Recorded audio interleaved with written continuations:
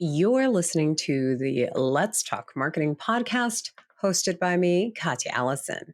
So, what have you gotten yourself into? It's going to be a good time. There's going to be great conversation, and there's going to be a little bit of learning along the way. And how do we do this? So glad you asked. It's through insightful interviews with top marketers, entrepreneurs, and thought leaders. I get the privilege to explore the latest trends, techniques, and strategies in the world of marketing for you. I'm here to offer you engaging and informative discussions to help you stay up to date on the latest trends and take your marketing skills to the next level. Now, in today's episode, we are covering AI with Philip Blackett. Philip is a multi-talented individual serving as an author, consultant, speaker, and entrepreneur. With a rich professional background, he has collaborated with esteemed organizations such as FedEx, Goldman Sachs, Bank of America, and Chick-fil-A. So let's get started. Let's talk marketing, and AI with Philip. Philip, welcome to the Let's Talk Marketing podcast. Very excited to have you on here today.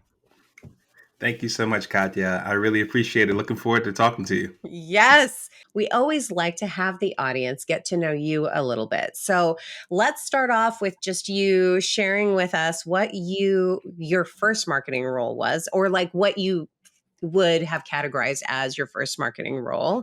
And then we'll dive into what your current role is. So let's start with, what was your first marketing role? Perfect. So my first marketing role, if I want to call it that, I was actually serving as an internal communicator for a number of senior marketing executives at FedEx. And so there were three executives in particular. One of them is currently the CEO of FedEx. But at the time, he had a global marketing executive role. So whether it was global marketing, corporate marketing, or global parcel marketing, I was the person that was really working with each one of them to help build their internal brand with their team members, both domestically and internationally, where it really was just trying to focus on how can I help from the internal side, marketing them, what their teams are doing, what projects they're able to execute on, and be able to broadcast that, share the good news about what they're doing to build, rapport, morale, support across the ranks, and helps bolster what they can do outside of the offices to help move the company forward. Yeah, the internal PR is such a key piece, I think, to be an effective marketer across the board. I think oftentimes it's something that's missed. So I love the fact that that was your first role. Now let's dive into what is your current role?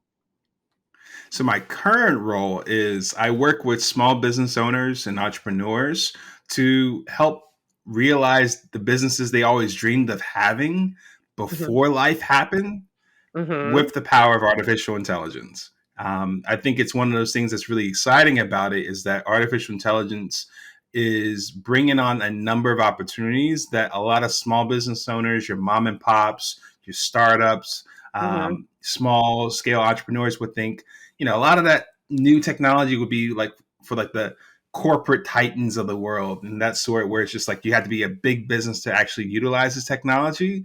And in actuality, now, because of where AI is going, a lot of the small businesses, they actually can wield quite a competitive advantage against those big businesses. It's gotten me excited to the point I've actually wrote a couple books about AI, so I'm excited to kind of share that as well. But yeah, that's essentially what I'm working on now. I'm going to have to read those books. I'm obsessed with AI, which you will find out shortly as we dive into it. But before we go into that, and you kind of already touched a little bit on this, but I'd love to know, what is it that you love about what you currently do? And on the other side of the coin is, what do you not like about what you do, right? Like if you could pluck one thing out and then it would be like the perfect job, what would that be? Let's start with the positive. What do you love about what you currently do? So what I love about what I do currently is I love focusing on like growth strategy. Like Mm-hmm. how do we help take the business with where it currently is at right now to where we're trying to get it to in the next 6 months, 12 months, year or so. And really coming to grips with like putting ideas together, coming up with the right strategies and actually break it down to the actual tactics of what we're going to do day 1, day 15, day 30, and that sort of thing that actually reap the type of results that we're looking to do together. I really find a great passion in helping businesses grow. And I think that's one of those things that, when I work alongside entrepreneurs and clients of mine, that's really like something I could do just about every day. Oh, I like that. Now, what would you pluck out?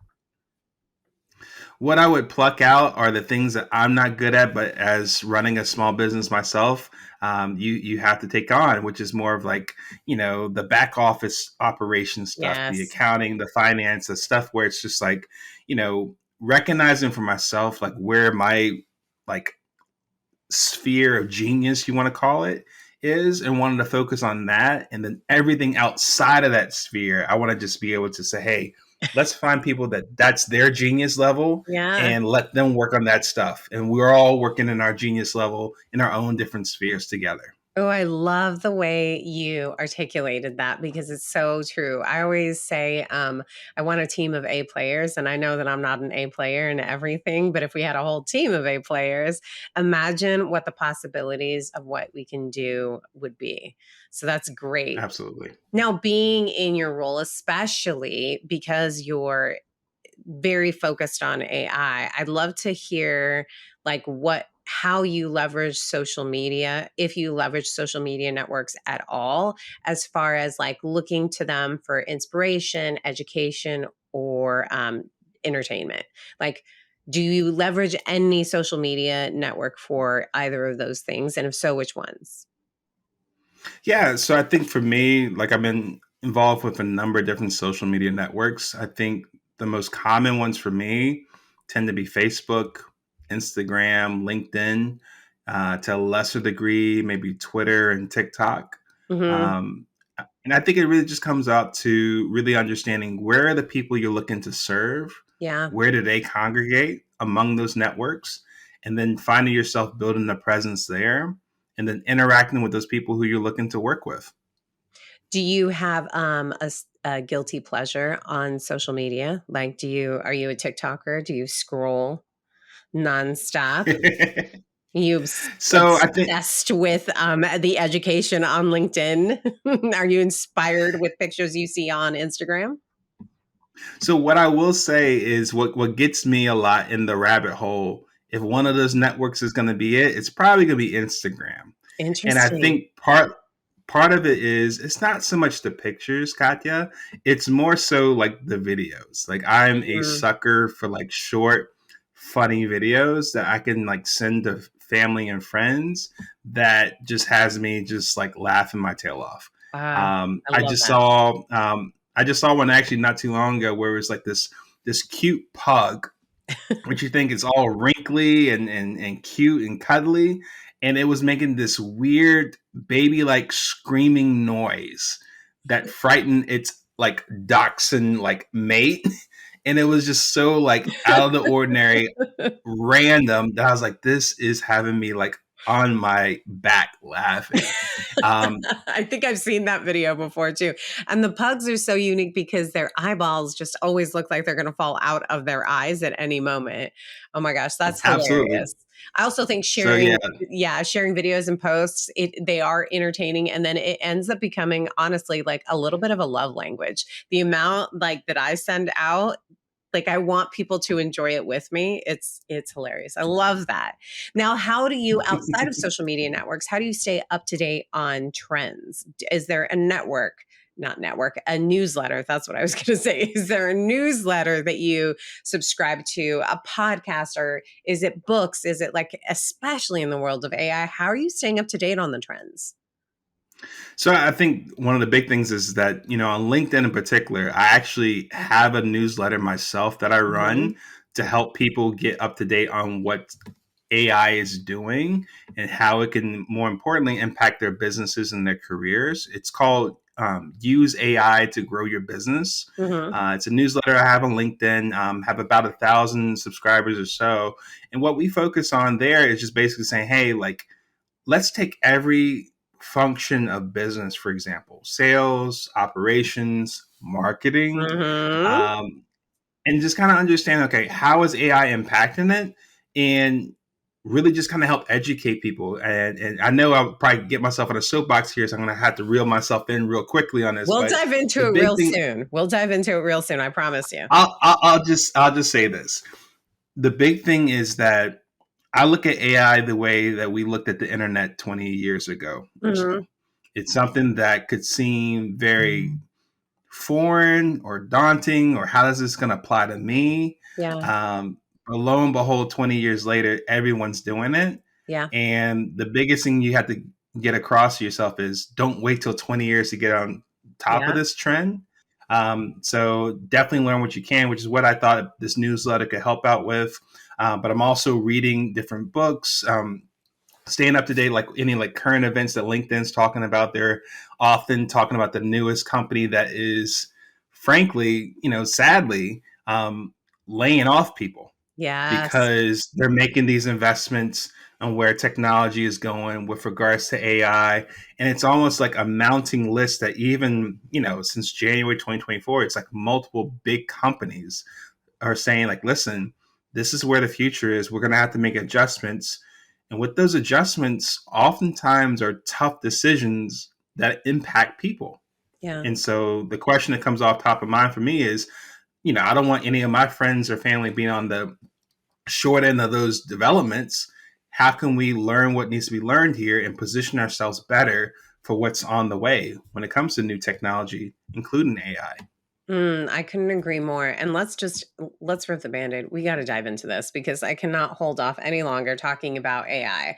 Like my first question to you is going to sound a little ridiculous, but I also think that I ask these kind of basic fundamental foundational questions that ask you to it's what is generative AI? And I want to explore that with you and define that with you because I think oftentimes people have this idea of what AI is.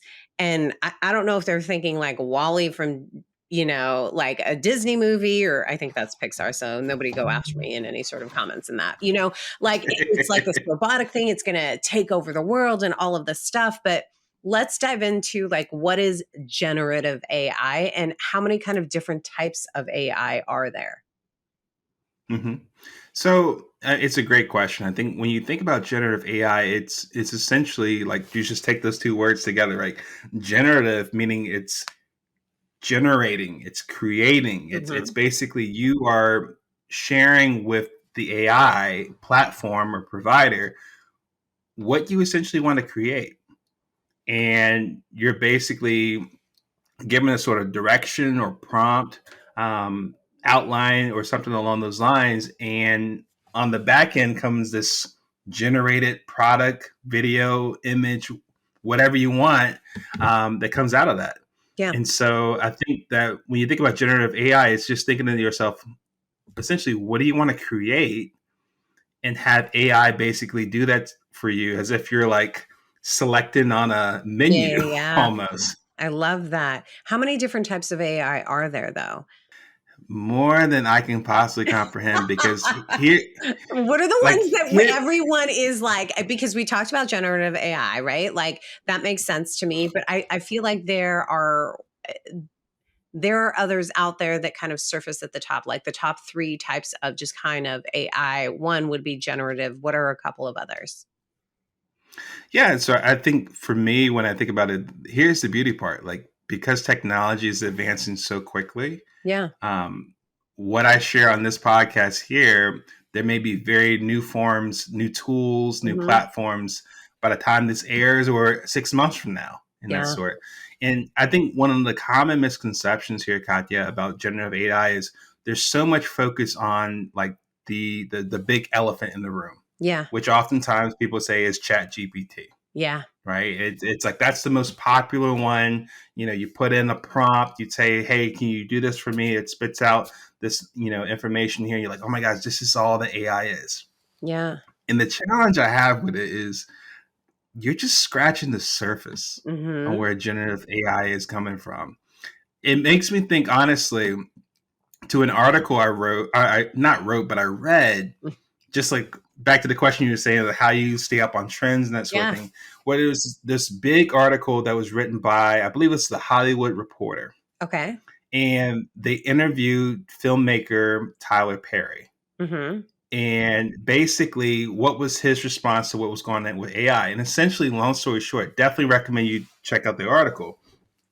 But essentially, what happened was Tyler got introduced to this AI platform that basically you put in a prompt. You basically prompt meaning like you're typing in what you want to see, text to video, Yeah. right? So think about that. It's like I'm typing something here saying, write a short movie that focuses on these two characters going down Times Square. And then in a matter of minutes, Tyler essentially sees like the output of that, Yeah. where the video is very much as close to cinematography quality as like a Pixar, as Hollywood production studio quality as you can get in Hollywood, right? Yeah. And it was to the point where he basically said like he had gotten into the news like years ago. It was a huge thing. He had his own build out of movie studios in Georgia that he was going to do all his productions in. And that was going to be where Tyler Perry Studios was going to house it. We were going to build this huge multi-million dollar, like hundreds of millions of dollars in development. Yeah. Well, when he found out what AI could do in this one platform, you're typing in text, you come up with this video that looks very much like any other movie you see. He said, this changes everything. I have like an $800 million plan expansion. I'm putting that on pause Yeah. indefinitely. And the reason why is like, I've just been exposed to a whole new way of going about creating my movies and marketing my movies that changes the whole paradigm of how I've been doing it before. And so what really gravitates or captivates me on that one is like, okay, this is Tyler Perry, a big film Yeah. guy, right? Yeah. This gets back to is just like you're being exposed to what is possible, but the same tool that he's being exposed to, you don't have to be Tyler Perry to use the same Mm-hmm. type of platforms now. So there's like a evening of the playing field almost to what's possible. Where now he's thinking to himself like, do I continue with this expansion? What do I do with my Yeah. people? Do I need to lay some people off? Everything that was like my whole business model changes. And clearly, he's not the only business that's happening. And I think honestly, that's what makes this really riveting to see where this is going and how we can be a part of it. Yeah. I also think it's interesting what you say. I think I have probably, I mean, like I had an immediate reaction to what it was that you were describing. And what I think like a lot of people are just kind of scared of like, okay, wait a second. It's going to do all of this stuff. Does that mean I no longer have a job? But what I think I initially miss when in my knee gut reaction is that exactly what you mentioned about evening the playing field. We all have access to this. What we do with it can be very different from person to person, right? And I think that is to me the really exciting part is like what Tyler Perry will think of something to do with it, right? Like I will think of something to do with it. You will think of something to do with it. I use AI on a regular basis for sure. Like I don't think it replaces everything, and that's always the conversation I that comes up when I talk about AI with, other people in the industry, other people in like marketing specifically is the like what is the impact of AI to marketing. There are a lot of brands out there that are like, "Oh, great. This does even the playing fields. I can now just have one person in AI and then not need like the rest of the marketing team." But I'd love your thoughts on how you see the impact of AI in marketing specifically. Well, yeah, you hit on a point exactly that I remember talking about in one of my articles for my newsletter. It's to your point, Katya. It's like think about it from the standpoint that for a lot of people, when they think about marketing, their marketing team, just like you talked about before, who's all on that team? More than likely, you're going to have a marketing manager that manages the whole team. Yeah. And on that team, you're going to have a copywriter, a videographer, a editor on your video and audio team, a content creator, a social media manager, advertising, I guess, specialists and that sort. And Yeah. I could probably think of one or two more roles that come with that. And the beauty part, if you want to call it that, for at least for small businesses, because they're thinking to themselves, I got limited pockets, I got a limited budget, Yeah. I can't afford to have An the entire type of marketing team. Yeah. I can't be like Gary Vee. I can't be like Grant Cardone. I can't be like Alex Hormozy and spend tens of thousands of dollars every month for my content team to produce hundreds of posts to put on all these different social media platforms every single month. There's no way I can do that. Yeah. I'll put myself out of business. But because of where AI is going, there's all these different pieces of software that I've been exposed to where I'm thinking to myself, for most people, the opportunity is when you're thinking that you have to have a broad marketing team that's 8 to 10 people deep, probably costing you tens of thousands of dollars a month to do that. For a lot of people, it's just outside of their budget. Now your marketing team could essentially be 2 people. Yeah. It could be essentially what I would like to call like your chief marketing human, right? Your AI software, and maybe a virtual assistant. And that's your team. Well, and I would imagine And in the role that you're in, like that's the message that you're getting across, right? Like it's not impossible because of this. Let's leverage this and what can you do? So what is your initial advice to those kind of entrepreneurs that you're saying, "Hey, it's possible." What's the message that you're getting? Not the message, you've already shared the message, but what's like that next step for them? Is it, get all the AI tools, learn the AI tools? Are you teaching people how to leverage AI in their business for all areas? Or do you find that AI is really helpful in the marketing area? Is it really helpful in the finance? Is it really helpful in writing the business reports? Like where are you really showcasing the use of AI as you speak to other people? yeah, so I think the big takeaway from AI when it comes to business is that when you think about all the different functions of a modern day business, sales, marketing, content creation, operations, finance, and all the other back office operations that support that, there's not one function that won't be impacted by AI. Mm, Where I tend to focus on is more where I feel like it's my sphere of genius where I want to specialize in, yeah. which is basically sales, marketing, and business development. Yeah. Because I realized there that is really at the beginning of a business trying to attract a customer. Because Yeah. if you think about it, Katya, it's like in like the full circle of taking on a new customer, Yeah. you first got to deal with content creation. Mhm. If you don't create content that you can put on social media or different mediums for people to know about you, then what are you marketing? AI can help you there. It can help you to the point where you can produce 30 days worth of content, like day 1 through 30, in a matter of like 5 minutes. You can take that content and then go into marketing to figure out how do you best position it on different networks and different websites and different venues that can then get people interested to reach out to you. And then that's where it gets you to sales. Yeah.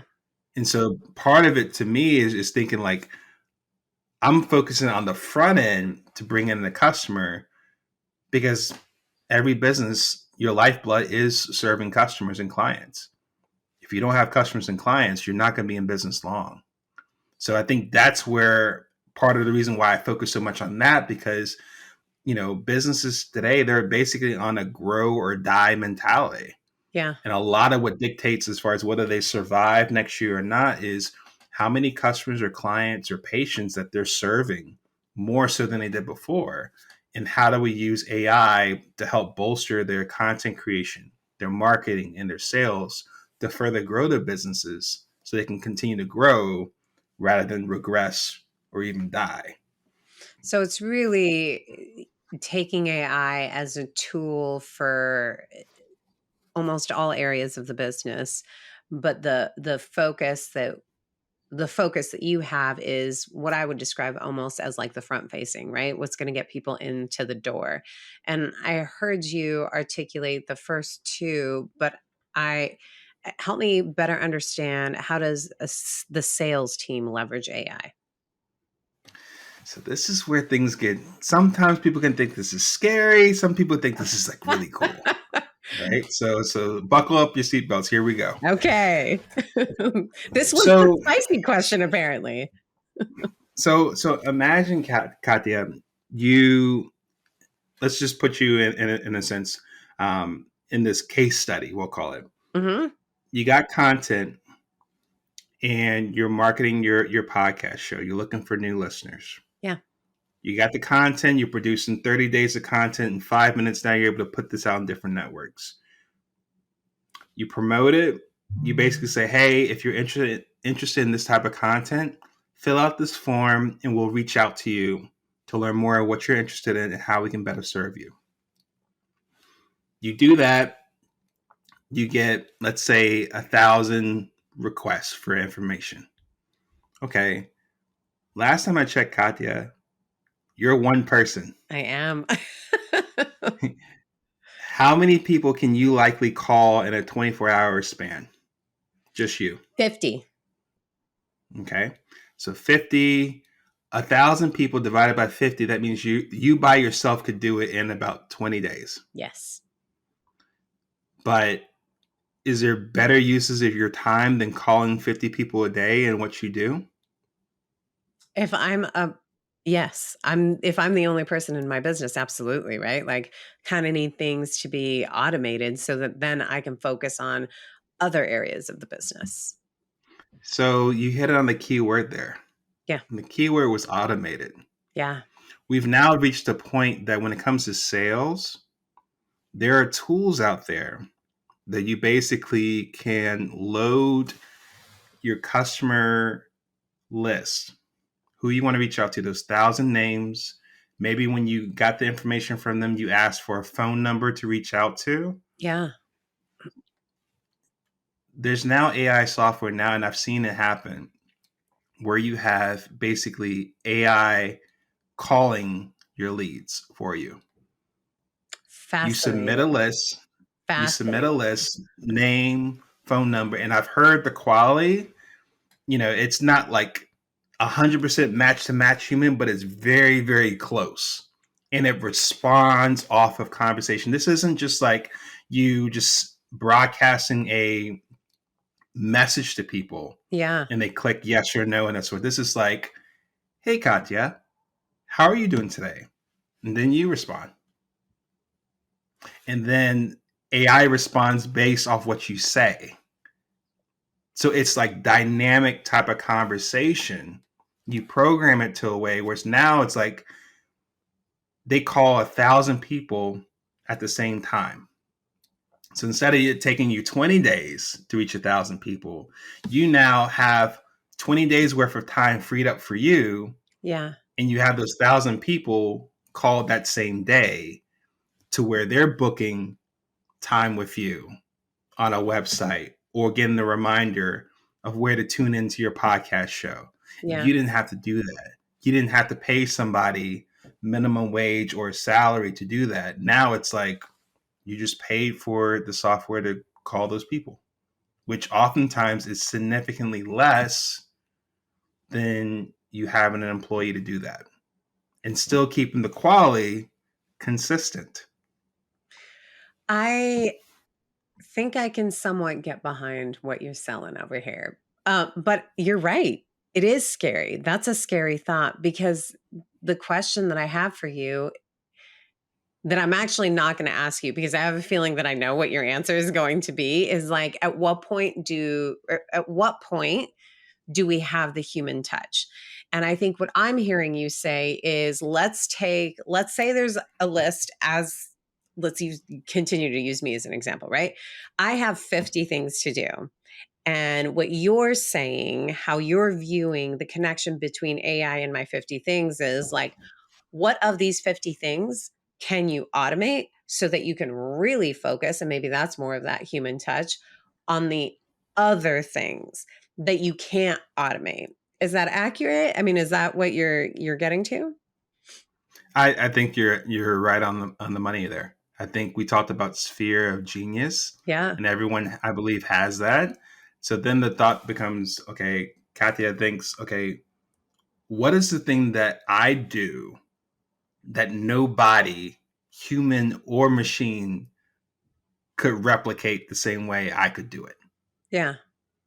And so once you understand what that thing or things are, now you look at AI not necessarily trying to take your job away. It's more so as far as what can AI free up so I can now spend more of my time that I didn't have before to do the type of things that the people that I'm serving in my business want more of. But I basically had the legitimate excuse beforehand to say, hey, I only have 24 hours in a day. There's only Yeah. so many things I can do. I can't do all that. But now that excuse can go away because now it frees up your time to do more of what you feel like your clients really want from you. Yeah. And you're able to do that because now that time has been freed up thanks to AI.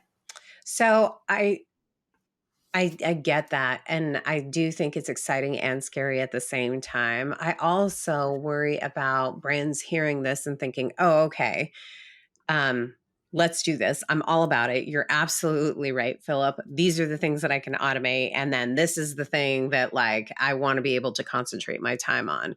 But how well versed do you think someone has to be able to actually leverage AI so that that automation is meaningful? So, for example, if we continue to, or not continue, let's say, we are, because it's generative, we're telling it what we want it to do, right? Like, this is the list. I want to reach out to them. I want to introduce them to XYZ. I leverage AI on a regular basis, almost daily. So I would have a super prompt. Like I'd be real specific because I know exactly what I want to get out of it. But I think that there are a lot of brands who hear this, oh, great, that's automation. Let's just sign up for it. Okay, go and do that. Like, do you ever run into people who are not bought into it, but also don't understand like how to truly leverage it? Because it's not like you have to have someone that can actually manage the AI so that that automation is meaningful. I don't know. I'd love to hear your thoughts on that. Yeah, so I think part of the thing is you got to look at this as far as what is your approach when you work with AI. Yeah. I think you have a group of people that think that, I'm just going to have AI. My ideal is I'm going to push a button or Yeah. type in a sentence, and whatever AI gives me, I'm just going to take that, run it, I'm done. Mm-hmm. You're also going to have another group of people that says, yes, I can do that, but I also know that AI can hallucinate. AI is not Accurate. 100% perfect, right? So if Yeah. people get in trouble thinking that they can just copy and paste as is and think that that works for them and it's completely off brand for the person, Yeah. or risk being plagiarizing and that sort. But you didn't even take the time to even like edit it to even modify your voice. It's Yeah. almost like if you think back when we're back in school and you're doing research projects back when they actually had like encyclopedias and libraries and that I sort knew of you were going thing, to go down the encyclopedia route. like before Google here The and that, good so you old actually had days. to go in the card catalog and find the actual books and you actually have to cite what quote Yeah. you got and include it in your paper. You couldn't just cite a bunch of quotes and turn in your paper and expect to get an A. No, Yeah. you probably get sent to the principal's office for that, right? You have to actually take what you got and mold it in a way that it works with your thoughts as well. Mm-hmm. Like the quotes are supporting what you say. Yeah. They're not your paper altogether. It's the same thing with AI. they're providing things that support what you're trying to say or do. But the best way to go about this is look at this in a tandem type of relationship. Yeah. This isn't just Katya allowing AI to just do its thing. It's like, Yeah. no, it's Katya and AI working together. There's certain parts that AI does, there's certain parts that Katya does, and together there is this melding of a human and AI relationship here working together. That's what gets to the ideal, because you're going to spot things that are more your voice, or you can train AI to be able to speak or direct things more in your brand, your voice, but you still have the final say. Yeah. That's that part of that chief executive human that you basically adopt, where it's like, okay, you're understanding, okay, I got this content here. Is this consistent with my voice? Or if I'm going to have this go about calling my leads for sales, right? What is it going to actually say? Do I upload what I wanted to talk about and how dynamic? There's a lot of controls that you have Yeah. that anybody can do, but it's more so, are people committed to doing it? Yeah. Because I think sometimes AI can give people an excuse to be lazy and think that they can just push a button, that's it. Mm-hmm. That's how they can get themselves in trouble. And I think that's really the point that I wanted to make sure that we did address, because as much as I love AI, I don't think that it can be done without a human also. Do you know what I mean? And I think that's what you've Mm-hmm. also just described as well, is you do, what did you call it? The chief human factor? Chief executive human. Chief Yep. The chief executive human. marketing There you go. human. It's the first time I've Yep. heard that, but I love that. But you do need that, right? You need someone that's like, okay, well, my goal is this. So I have to set this up so I can then automate it. Because I think that's such an important part of like the conversation when we're talking about AI. And this is like with marketing, with sales, with any arm of the business, and you're leveraging AI, like you have to make sure that AI is set up right. And then you do have these touch points of like human interaction with the AI, and ultimately whoever your audience is going to be, to ensure like, is it working as it's intended to work? So yeah, I love that. Can I blow your mind real quick? Please do. Please do.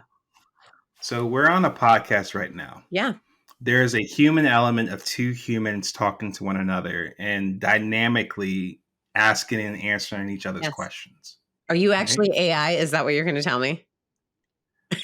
Wouldn't that Yes, be I so am. crazy? I'm actually human. Here's the Not thing. real. Here's the thing, though. One, Yeah. I've actually seen that happen. Uh-huh. Right? Like there absolutely could be a place where I can create myself and it responds off of your questions. Yeah.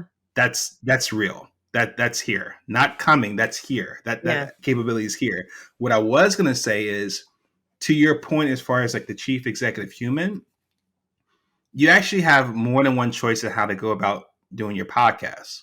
Because one end is what everyone would think how you go about podcasts. You get two people here together, Mm-hmm. you interview and talk to one another, you record it, you have the audio. AI has it where another option comes up where if we can record a sample of Katya's voice,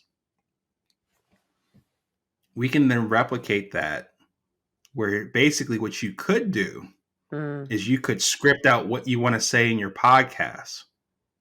And then AI can basically narrate the whole script in your voice. It could take my voice, do the exact same thing. And what could happen is we can have a full-fledged podcast without us actually even talking. But we would miss out on so much. I get it. I agree with you. Do you know what I mean? But that's like, what that's a bit. It is wild though that's like.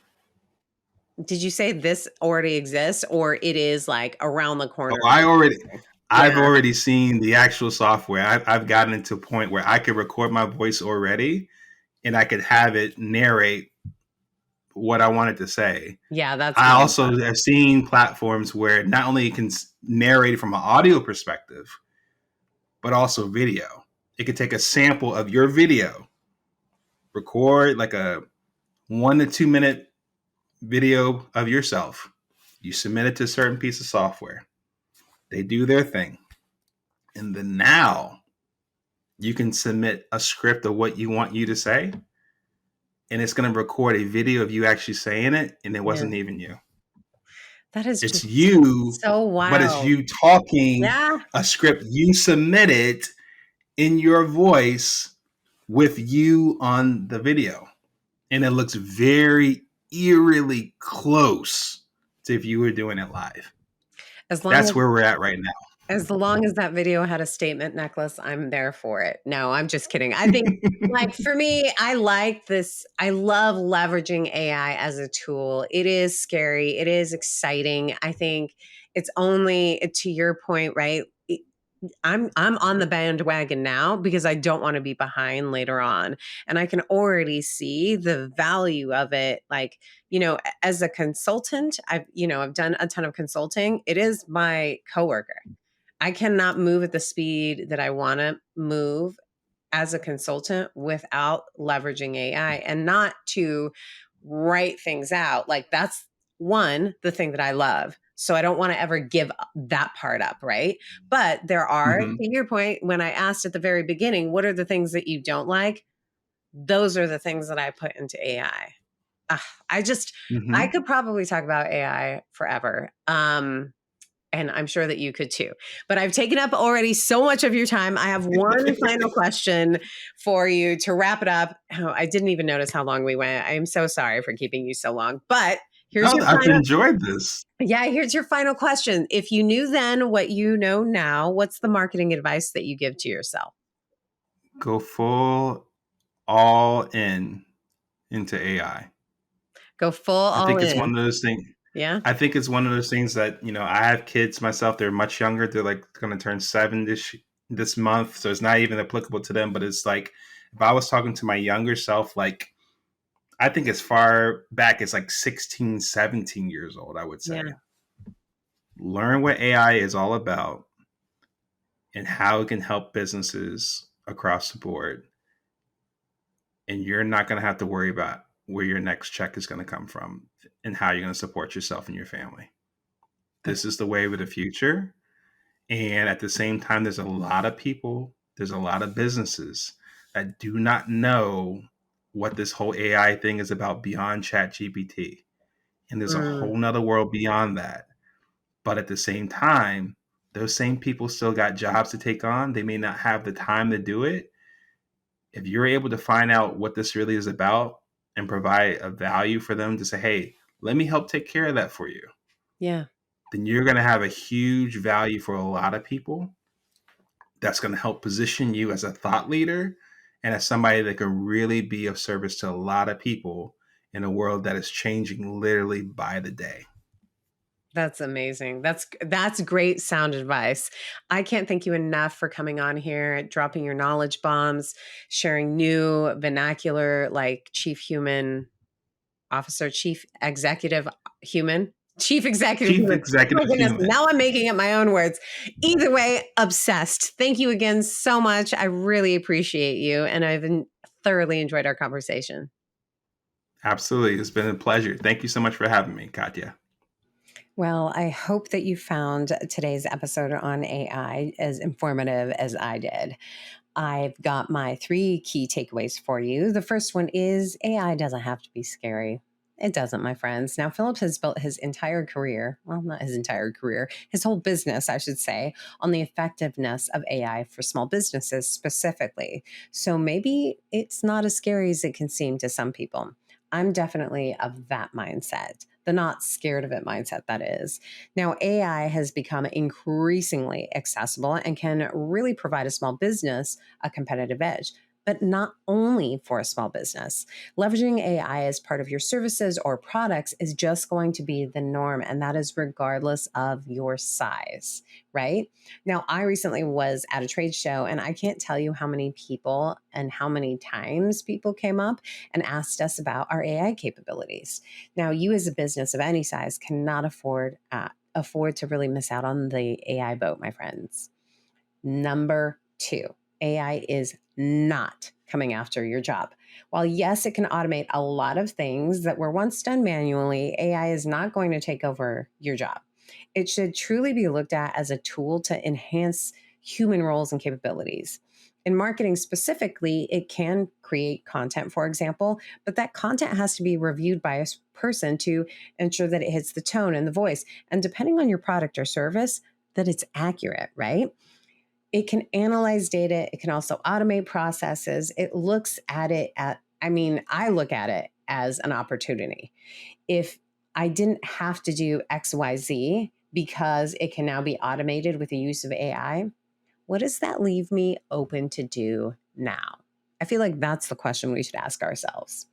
And the final key takeaway: become a prompt engineer. Now, we didn't really dive too deep into this, but to me, it's a key takeaway from any conversation regarding AI. You have to learn a new skill set, and that is the skill set of AI prompting. Now, that's focusing on the input that you're providing to get the output that you want to get out of it, right? That's how you can really leverage AI. The better you get at prompting, the better the outcomes you get. So don't be afraid of it. Play around with it. Hone in on that skill. And not only will you become an asset with a new skill set, but you can work more efficiently too. Now, I would love to hear what nuggets of insights you walked away with from today's episode. I'd love it if you shared it in a comment or in a review. I love reviews. Tell me what you like. A special thank you to my podcast producers, the amazing team at Content Allies. And thanks for spending your time with me today. Until next time, may the conversation flow, the laughter linger, and the outlook remain optimistic but grounded in reality. This is Katya, signing off.